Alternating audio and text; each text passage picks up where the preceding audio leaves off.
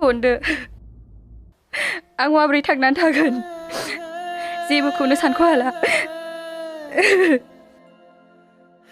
हाब बेबाव बबे जायगायाव दं बहा थांदों बोरै नागिरना मोनगोन दे जागोन दे नोङो होमब्ला बै थिनालियाव फैबानो जाबाय आं थांगासिनो दं नोंथांमोना दासिमबो नैबे गोदान भिडिअखौ नायाखै अब्ला नोंथांमोना नैबे आंनि भिडिअनि गेजेरजों नायनानै लादो।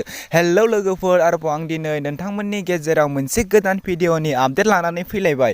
नोंथांमोना थाम्बनेल आरो टाइटेलाव नुनानैनो मिथिखादों जानो हागौ आं मा भिडिअनि आपडेट लानानै फैदों। बेखायनो नोंथांमोना नैबे आपडेटखौ मिथिनो थाखाय नोंथांमोना नैबे भिडिअखौ जोबजासिम नाय। नोंथांमोना नैबे भिडिअखौ नायखाबाय जानो हागौ, थेवबो नोंथांमोननि गेजेराव आं खनसेबाव आपडेट खालामनानै होबाय। लोगोफोर बिदिब्ला फैदो दिनैनि नैबे गोदान भिडिअनि आपडेटनि सायाव। नोंथांमोना नैबे भिडिअखौ लाइक खालामनानै होदो आरो नोंथांनि लोगोफोरनो शेयार खालामनानै होदो आरो भिडिअखौ जोबजासिम नायदो। दिनैनि नैबे गोदान भिडिअनि आपडेटनि टाइटेलानो जादों बिखा खामो पार्ट 16। लोगोफोर नोंथांमोना दासिमबो नैबे बिखा खामो पार्ट 16खौ नायाखै अब्ला नोंथांमोना नैबे आंनि भिडिअनि गेजेरजों नायनानै लादो। बिथांमोना नैबे भिडिअखौ अलरेडि फुल आपल'ड खालामनानै होखाबाय।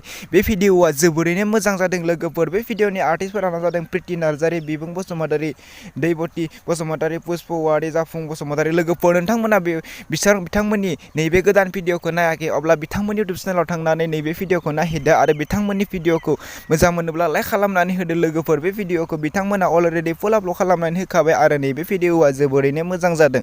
लोगोफोर नोंथांमोना बिथांमोननि एसबि भिडिअ इउटुब चेनेलाव थांनानै बिथांमोननि नैबे भिडिअखौ नायहैदो लोगोफोर आरो नोंथांमोना बिथांमोननि चेनेलखौ साबस्क्राइब खालामाखै अब्ला बिथांमोननि चेनेलखौबो साबस्क्राइब खालामनानै होदो।